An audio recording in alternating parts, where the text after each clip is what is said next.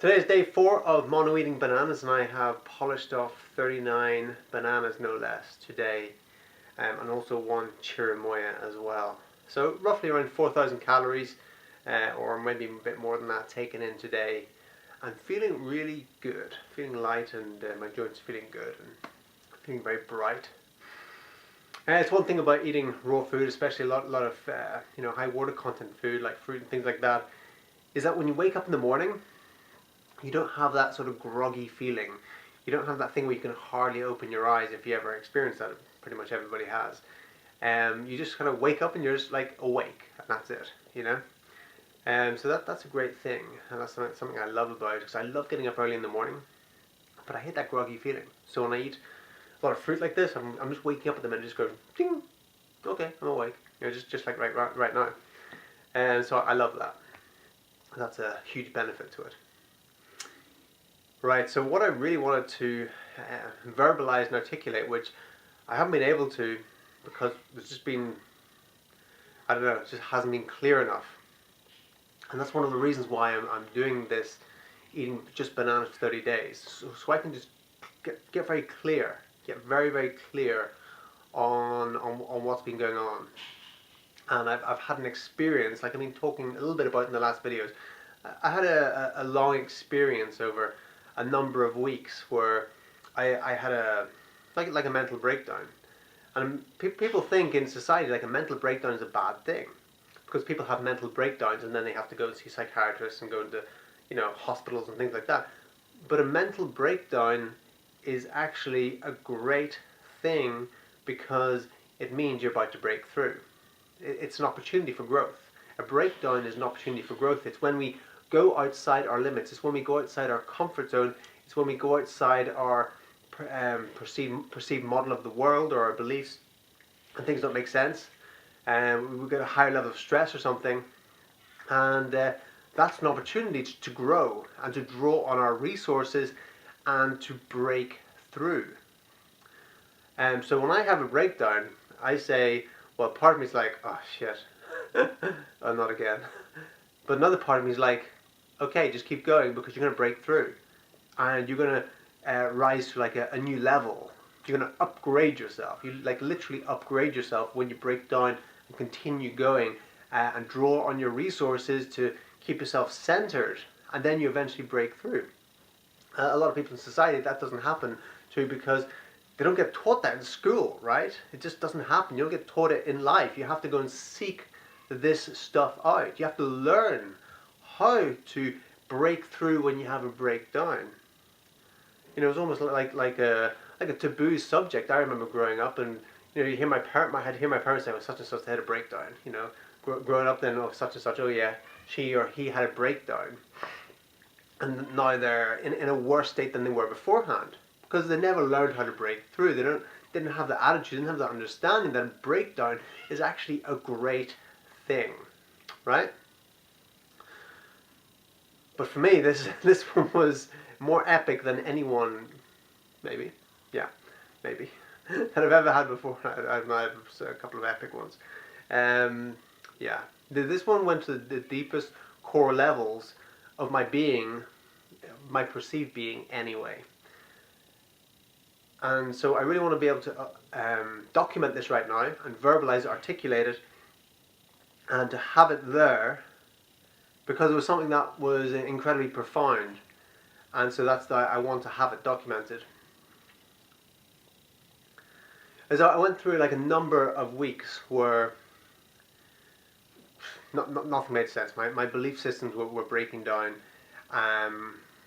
like I said, which is a great thing, but it just kept going. It didn't seem like there was any light at the end of the tunnel. It was like continuous breaking down, continuous. It was like, is this ever going to stop and start to break through?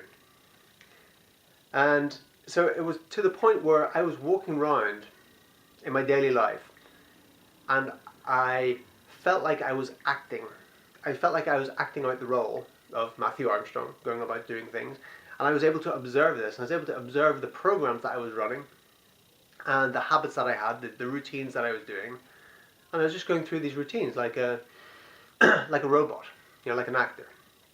none of it kind of made sense. I was kind of starting to spin out with it. And I went through a few, like I said, kept on going to the point where I don't think anyone else really noticed, because I was just programmed like a robot, and I could see this, the programs I was running, going through life like this. And but it got to the point where I was sitting down one evening in a sofa like this, on a sofa, not in it, actually on it, wasn't in the sofa. Anyway, I was sitting on a sofa like this, and Victoria was sitting there at a computer at the other side of the room, and she was like, "Are you okay?" And I said, "I don't know," because I was just sitting there, and there were like fireworks firing off in my body, all through my limbs, my arms, my legs, my hands, just like shooting, things shooting out, explosions happening all through my body. And I was just sitting there observing all this. I was observing this body, I was observing the mind. I was completely detached, and at the same time detaching, attaching.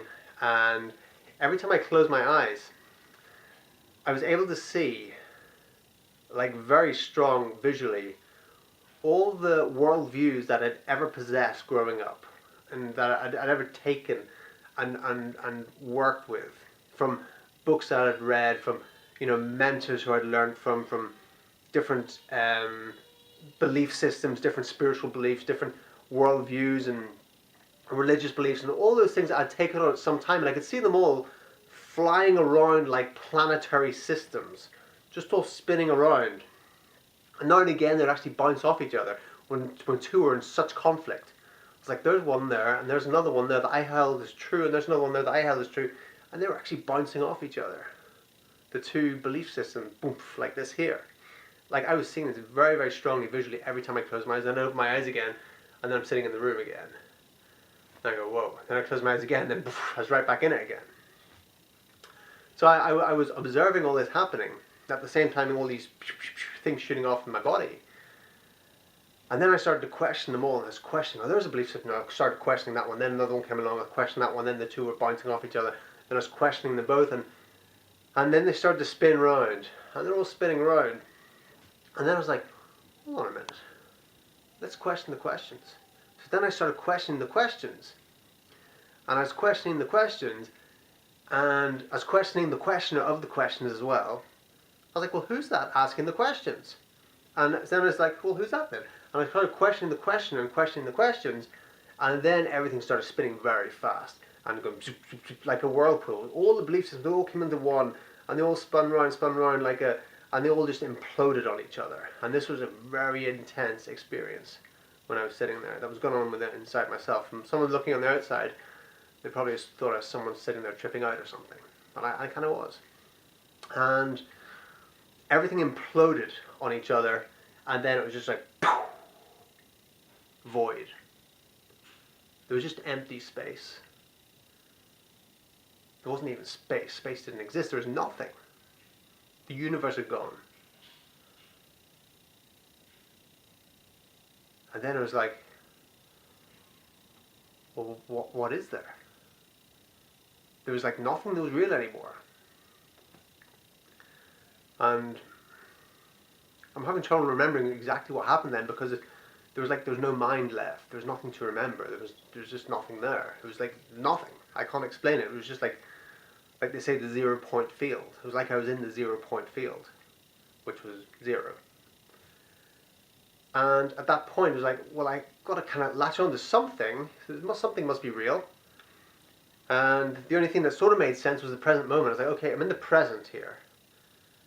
It was being present. Okay, being present makes some sort of sense.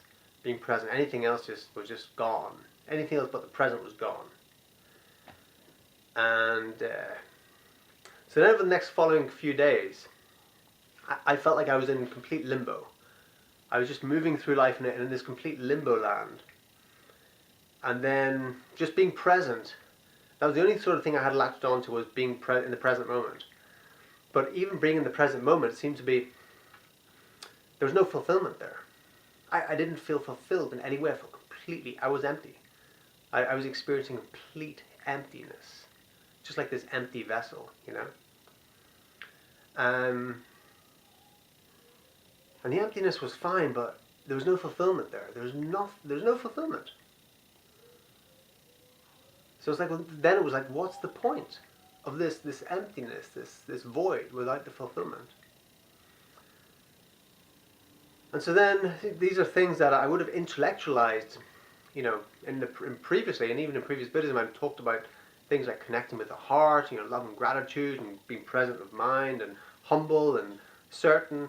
These are things I would have intellectualized, but these were things I was going through an experience of this, which is incredibly profound at the time. And so then seeking then the fulfillment, I connected with my heart. It's like, okay, there's a connection. The mind was gone. There was nothing there. It was empty space. Then it was the connection with the heart, and then it was like having the gratitude and having the love which is in the heart. And then that started to fill me up again when I connected with the deepest part, the perceived deepest part of myself, which was the heart, and the love and the gratitude in the heart. That's what started to fill that empty vessel. And then that's what made sense. Was being present, was being humble to the experiences, humble to everything, having some sort of certainty that I wasn't flipping out, and then, or whatever, that like when you break down, having the certainty that you're going to break through, having that certainty, that faith, let's say, that faith, that humbleness, that faith,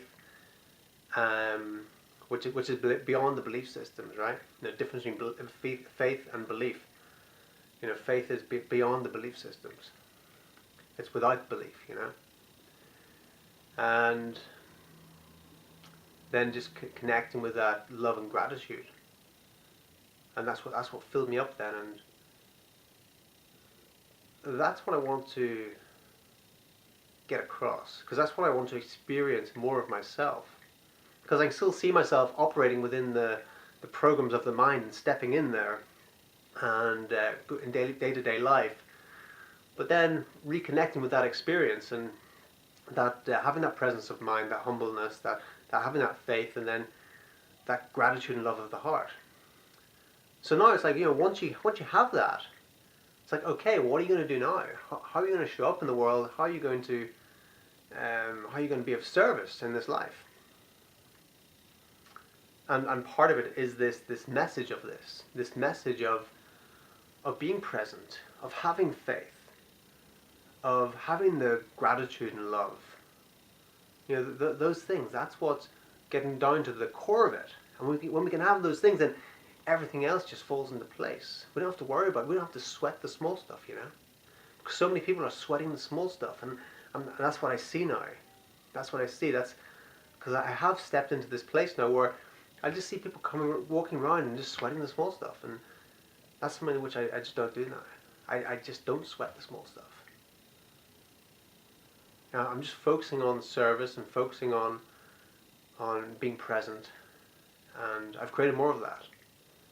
Yes, I still do step into the programs, and I still do run some of the old habits, some of the old programs, some of the old routines. But something's changed. Something's changed. And that change is not going back to what it was beforehand. And that change is going to continue to imprint itself even stronger.